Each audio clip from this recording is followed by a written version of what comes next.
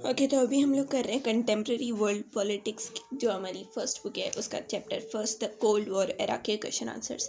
तो सबसे पहले यहाँ पे हमारे पास में मल्टीपल चॉइस क्वेश्चंस यानी एमसीक्यूज, जिसमें फर्स्ट है हमारे पास में which among the following statements about the Cold war is wrong, यानी कि कोल्ड वॉर के बारे में इनमें से कौन सा स्टेटमेंट जो है वो गलत है। तो जो हमारे पास में ऑप्शन डी गिवन है, the US and USSR were engaged direct Wars, ये वाला स्टेटमेंट गलत है। कैसे गलत है? क्योंकि वो डायरेक्ट वॉर्स में इन्वॉल्व नहीं थे, ठीक है, उन्होंने कोई डायरेक्ट वॉर नहीं करी थी। क्या हुआ था कोल्ड वॉर के टाइम पे? वो बस आइडियोलॉजिकल कॉन्फ्लिक्ट्स चल रही थी, कोई डायरेक्ट वॉर या कोई वर्ल्ड वॉर या कोई न्यूक्लियर वॉर ऐसा कुछ भी नहीं हुआ था। हाँ, बस कुछ अरीनास ऑफ द कोल्ड वॉर, वहाँ पर कुछ अरीनास में ज़रूर छोटी मोटी वॉर्स या फिर क्राइसिस हुए थे, लेकिन यूएस और यूएसएसआर इन दोनों में कोई डायरेक्ट वॉर नहीं हुई। तो ये स्टेटमेंट रॉन्ग है। सेकेंड है हमारे पास में which among the following statements does not reflect the objective of NAM, जो हमारी नैम है यानी कि नॉन अलाइनमेंट मूवमेंट था, इनमें से कौन सा जो स्टेटमेंट है वो उसका ऑब्जेक्टिव रिफ्लेक्ट नहीं करता है। ठीक है, डज नॉट लिखा हुआ है, नहीं करता है।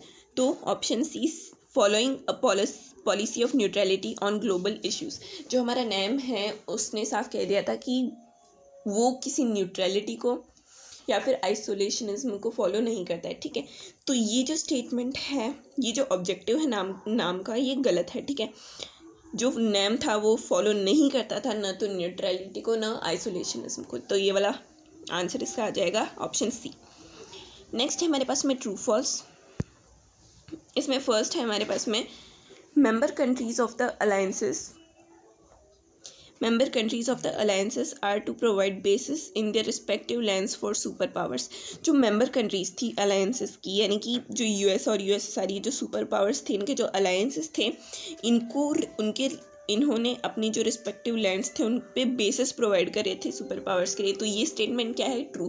क्यों? क्योंकि जो सुपर पावर्स थी वो छोटी स्टेट्स को यानी छोटी कंट्रीज़ को अपना अलायंस ही क्यों बना रही थी? ताकि उनको लोकेशन मिल सके एक दूसरे पर स्पाई करने की, या फिर अपने जो ट्रूप्स हैं या वेपन्स हैं उनको लॉन्च करने की। ठीक है, तो एक लैंड बेस प्रोवाइड कर रही थी छोटी अलायंसेस इन कंट्रीज़ को। तो ये ट्रू है। सेकेंड है हमारे पास में member countries to support the super power both in terms of ideology and military strategy. जो मेंबर कंट्रीज थी, जो अलायंसेस थी, वो सुपर पावर्स को दोनों ही टर्म्स में सपोर्ट कर रही थी, आइडियोलॉजी भी उनकी फॉलो कर रही थी। क्यों? क्योंकि वो उनकी अलायंस बनी थी तो उन्हीं की आइडियोलॉजी फॉलो करेगी, और मिलिट्री स्ट्रेटेजी में भी उनको सपोर्ट कर रही थी। कैसे कर रही थी? क्योंकि जैसे मैंने अभी पहले ही बताया कि वहाँ पे उनको स्पाई करने की एक दूसरे के ऊपर लोकेशंस मिल रही थी, ट्रूप्स और वेपन्स लॉन्च करने की लोकेशन मिल रही थी। तो ये स्टेटमेंट भी ट्रू है। नेक्स्ट है हमारे पास में when a nation attack any member country it is considered as an attack on all the member countries. तो ये हमने पहले ही पढ़ा था कि जो यूएसए था, उसकी जो नेटो की 12 मेंबर कंट्रीज थी, उन्होंने कहा था कि अगर हम में से किसी एक पे भी अटैक होगा, 12 कंट्रीज में से अगर किसी एक पे भी अटैक होगा, तो जो आंसर है वो 12 की 12 कंट्रीज मिलकर देगी, यानी कि वो इतनी यूनाइटेड थी। ठीक है, तो ये स्टेटमेंट भी ट्रू है कि when a nation attacks any member countries, ठीक है, member country, it is considered as an attack on all the member countries. अगर किसी एक मेंबर कंट्री पे कोई नेशन अटैक करता है तो उसे सारी मेंबर कंट्रीज के ऊपर किया गया अटैक माना जाता है। ठीक है, तो ये स्टेटमेंट भी ट्रू है। नेक्स्ट है हमारे पास में super power assist all the member countries and to develop their own nuclear weapons. जो सुपर पावर्स थी वो सारी मेंबर कंट्रीज़ को असिस्ट करती थी और उनके खुद के अपने न्यूक्लियर वेपन्स बनाने में उनको हेल्प करती थी। ठीक है, तो क्या ये वाला स्टेटमेंट जो है हमारा ट्रू है या फॉल्स है? इसका आंसर आप लोग देना कि ये वाला स्टेटमेंट ट्रू है या फॉल्स है। ठीक है, कि क्वेश्चन क्या देखो, क्वेश्चन क्या बोल रहा है कि जो सुपर पावर्स हैं, क्या वो अपनी जो छोटी छोटी कंट्रीज़ थी, मेंबर कंट्रीज़ थी, उनको न्यूक्लियर वेपन्स बनाने में हेल्प करती थी? तो वैसे तो देखो कि मतलब ये समझ लो कि वो उनके राइवल जो लोकल राइवल्स थे उनसे उनको हेल्प करती थी। ठीक है, उनके अगेंस्ट उनको हेल्प करती थी। तो इसका आंसर वैसे तो ट्रू ही आएगा, बट फिर भी आप लोग एक बार हो सकता है फॉल्स भी हो, या आप लोग को बताना है। नेक्स्ट है हमारे पास में अब हमारे क्वेश्चन आंसर्स। ये देखो, here is a list of countries right against each of the blocks they belong to the during the Cold War।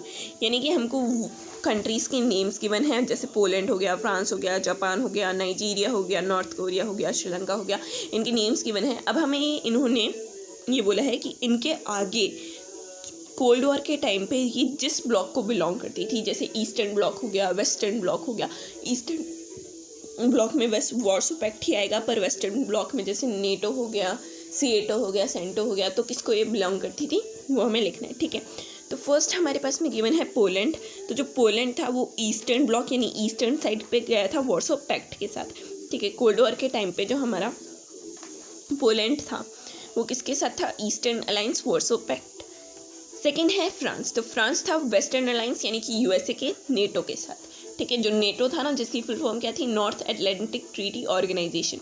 France जो था वो उस टाइम पे, ये फ्रांस वो वाला फ्रांस नहीं है जो हम फ्लेमिंगो की बुक में पढ़ रहे हैं। ठीक है, ये फ्रांस है, कंट्री है। ठीक है, तो फ्रांस जो है वो वेस्टर्न अलायंस के साथ में चला गया था। नेक्स्ट है जापान। जापान भी वेस्टर्न अलायंस यानी कि हमारे यूएसए के साथ था, उसने भी नेटो का साथ दिया था। नाइजीरिया जो था वो नैम मूवमेंट का हिस्सा बन चुका था, उसने न तो वो ईस्टर्न अलायंस वार्सो पैक्ट के साथ गया, न वेस्टर्न अलायंस यूएसए या फिर नेटो के साथ गया। ठीक है, उसने किसका साथ दिया, नैम का, नॉन अलाइनमेंट मूवमेंट का। नेक्स्ट है हमारे पास में साउथ कोरिया। तो जो साउथ कोरिया था वो यूएसएसआर के साथ गया, ईस्टर्न अलायंस ब्लॉक में शामिल होकर के, और वार्सो पैक्ट का हिस्सा बना। श्रीलंका ने भी नैम का साथ दिया था और वो भी नॉन अलाइनमेंट मूवमेंट में आ गया था। ठीक है, स्टार्टिंग में नहीं आए थे ये जो नाइजीरिया और श्रीलंका है ना, ये बाद में जाकर के नॉन अलाइनमेंट मूवमेंट का हिस्सा बनते हैं। नेक्स्ट फिफ्थ क्वेश्चन है हमारे पास में। अब ये हमारे रिटर्न आंसर्स आ गए कि मतलब जो जिनमें हम लिखते हैं ना लंबा चौड़ा नहीं, मतलब बस जिसमें हम लिखते हैं, डिस्क्रिप्शन देते हैं, वो वाले आंसर्स आ गए, डिटेल्ड एक्सप्लेनेशन। ठीक है, the Cold War produced an arms race as well as arms control, what were the reasons for both these development. ठीक है, जो कोल्ड वॉर थी उसमें एक आर्म्स रेस भी हुई। देखो क्या हो रहा है कि एक तो पहले तो ये लोग आर्म्स रेस कर रहे हैं, ठीक है, यानी कि वेपन्स भरे जा रहे हैं, फिर उन्हीं वेपन्स को कंट्रोल करने में लगे हुए हैं। यानी कि कर क्या रहे हैं, मतलब कोई रिजल्ट तो निकला नहीं इसका, बस आर्म्स पहले तो रेस करी, फिर उसको कंट्रोल करने में लग गए। ठीक है, तो जो कोल्ड वॉर थी उसने एक आर्म्स रेस भी प्रोड्यूस करी और एक आर्म्स कंट्रोल भी प्रोड्यूस करा। क्या रीजंस थे इन दोनों डेवलपमेंट की कि आर्म्स रेस भी हो गई और आर्म्स कंट्रोल भी हुआ, फिर बाद में जाकर के पहले आर्म्स रेस हुई फिर आर्म्स कंट्रोल हुआ, तो इसके रीजंस क्या थे। ठीक है, so the Cold War produced an arms race as well as arms control due to the following reasons. इसके रीजंस ये रहे। फर्स्ट है हमारे पास में क्यूबन मिसाइल क्राइसिस। ठीक है, Cuban missile crisis engaged both of them in the development of nuclear weapons to influence the world. जो हमारा क्यूबन मिसाइल क्राइसिस था उसने क्या करा, इन दोनों को